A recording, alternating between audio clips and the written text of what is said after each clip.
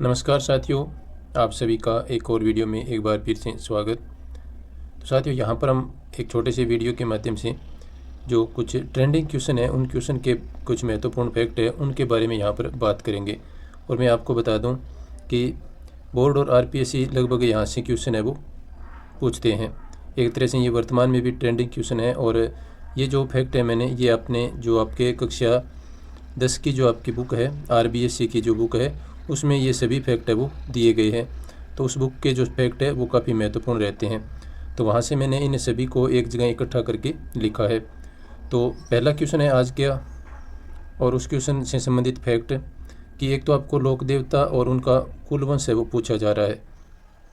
जैसे अभी RSSB board ने भी पूछा था, रीट मेंस का जो एग्ज़ाम हुआ था, और आरपीएससी ने भी सेकंड ग्रेड में ये क्वेश्चन है वो पूछा था। तो इसमें देखिए, गोगा जी है वो चौहान वंश से संबंधित है, और रामदेव जी है वो तंवर वंश से संबंधित है। वैसे तो ये काफ़ी आसान है, याद भी रहते हैं, लेकिन एग्ज़ाम में वहाँ पर कंफ्यूज काफ़ी होते हैं बच्चे। तो गोगा जी का आपका चौहान वंश हो गया, रामदेव जी का तंवर वंश हो गया, और हड़बू जी का है वो सांखला वंश हो गया, और पापू जी है वो राठौड़ वंश से संबंधित है, और देवनारायण जी है वो बगड़ावत वंश से संबंधित है, और मेहा जी है ये मंगलिया वंश से संबंधित है। तो यहाँ पर सभी लोक देवताओं के कुल वंश है वो मैंने आरबीएससी की जो बुक है कक्षा 10 की, वहाँ से ये संग्रहित किए हैं। इसके बाद में अपने यदि बात करें नेक्स्ट एक और ट्रेंडिंग क्वेश्चन की जो लगातार पूछा जा रहा है और काफ़ी महत्वपूर्ण भी है। इसमें आपको पूछा जाता है कि रामसनेही संप्रदाय की जो 4 शाखाएँ हैं, उन 4 शाखाओं के प्रवर्तक यानी संस्थापक और उनका स्थान है वो बहुत बार एग्जाम में पूछा जाता है। ये आरपीएससी और आरएसएसबी बोर्ड दोनों का ये एक तरह से हम मान सकते हैं कि फेवरेट क्वेश्चन है। तो इसमें यदि अपनी बात करें यहाँ पर, तो पहली शाखा है आपकी शाहपुरा भीलवाड़ा, ये इनकी प्रमुख शाखा है, जो कि शाहपुरा कहाँ पर स्थित है, भीलवाड़ा में, और इसके संस्थापक हैं रामचरण जी। और दूसरी शाखा रेण, जो कि नागौर में स्थित है, और इसके संस्थापक हैं दरियाव जी। तीसरी शाखा है इनकी रामसनेही संप्रदाय की सिंहथल शाखा, जो कि बीकानेर में स्थित है, और इसके प्रवर्तक है या संस्थापक है हरिराम दास जी। इसके बाद में आपकी जो चौथी शाखा है वह है खेड़प्पा जोधपुर शाखा, इसके प्रवर्तक कौन है, रामदास जी हैं। तो ये आपका रामसनेही संप्रदाय से संबंधित महत्वपूर्ण क्वेश्चन है, और ये लगभग एग्जाम में यहाँ से क्वेश्चन है वो पूछा जाता है। नेक्स्ट यदि अपने क्वेश्चन की बात करें जो कि हाल ही में ट्रेंडिंग में आया है, इसमें आरएसएसबी बोर्ड ने ये क्वेश्चन काफ़ी बार पूछा है। इसमें आपको लोक देवता और उनका जन्म वर्ष है वो क्रमानुसार काफ़ी बार पूछा गया है हाल ही के एग्ज़ाम में। तो देखिए साथियों, यहाँ पर और मैं आपको बता दूं कि ये फैक्ट भी आपका जो आरबीएससी की आपकी बुक है कक्षा 10 की राजस्थान का इतिहास एवं कला संस्कृति, उसमें ये फैक्ट है वो दिया गया है। तो देखिए, गोगा जी का जो जन्म है साथियों वो आपका 946 ईस्वी में हुआ है। उस बुक में आपका 1003 विक्रमी संवत दिया गया है, जिसको मैंने यहाँ पर ईस्वी सन में लिखा है। इसमें से अपने कितने 57 घटा करके यदि देखें तो आपका ईस्वी सन है वो प्राप्त हो जाता है। तो वहाँ पर 1003 ईस्वी विक्रमी संवत लिखा है।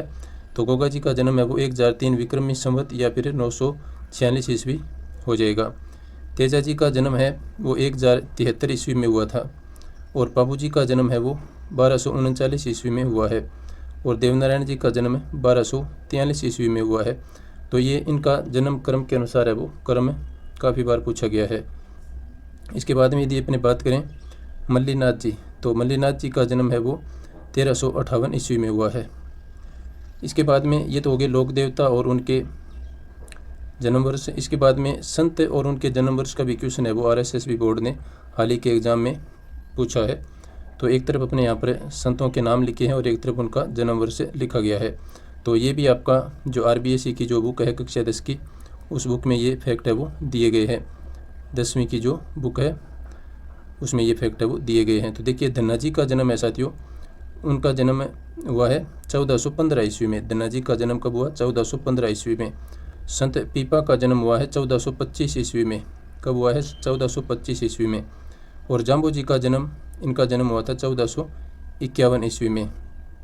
इसके बाद में है हरिदास जी, हरिदास जी का जन्म 1455 ईस्वी में। तो ये सभी फैक्ट मैंने एक जगह संग्रहित करके यहाँ पर ये आपको छोटी सी क्लास है वो दी है। इसके बाद में देखिए हरिदास जी, तो हरिदास जी का जन्म 1455 ईस्वी में हुआ है। इसके बाद में है जसनाथ जी, इनका जन्म 1482 ईस्वी में हुआ है। और मीराबाई का जन्म काफ़ी बार पूछा गया है।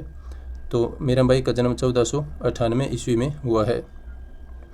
इसके बाद में यहाँ पर 2 संतों के जन्म जो वर्ष है वो एक ही है, उसको आगे पीछे आपको यहाँ पर आगे से दिक्कत नहीं आएगी, वो मैंने लिख दिया है। रानाबाई का जन्म 1504 ईस्वी में हुआ है। तो यदि आरोही क्रम में पूछे आपको, अवरोही क्रम में पूछे तो आप यहाँ पर ध्यान रखें पहले कौन आएगा बाद में कौन आएगा। तो पहले रानाबाई का जन्म हुआ है 1504 ईस्वी में, क्योंकि इनका जन्म वो वैशाख शुक्ला तृतीया को हुआ है। तो ये है वो लालदास जी का जन्म जो 1504 ईस्वी में हुआ था, इनसे पहले रानाबाई का जन्म है वो आएगा, क्योंकि लालदास जी का जन्म है वो श्रावण कृष्ण पंचमी को हुआ है, जो कि वैशाख महीने के बाद में आता है। तो लालदास जी का जन्म 1504 ईस्वी में श्रावण कृष्ण पंचमी को, और दादू दयाल जी का जन्म हुआ है 1544 ईस्वी में, और संत माव जी का जन्म हुआ है 1714 ईस्वी में, और रामचंद्र जी का जन्म हुआ है 1719 ईस्वी में। और ये सारे के सारे फैक्ट मैं आपको बता चुका हूँ कि जो आपके RBSC की कक्षा 10 की जो बुक पहले लगती थी अब उसको हटा दिया गया है, तो उसमें राजस्थान की कला एवं संस्कृति में ये फैक्ट है वो सभी दिए गए हैं। तो ये 4 मोस्ट ट्रेंडिंग क्वेश्चन थे जो हाल ही के एग्जाम में आपसे पूछे जा रहे हैं RSSB बोर्ड और RPSC के द्वारा। तो इसी प्रकार के कुछ ट्रेंडिंग क्वेश्चन के बारे में हम लगातार आगे भी अध्ययन है वो करते रहेंगे। तो आप चैनल से जुड़े रहें और इस वीडियो को लाइक और शेयर अवश्य करें। क्लास देखने के लिए सभी साथियों का धन्यवाद। नमस्कार।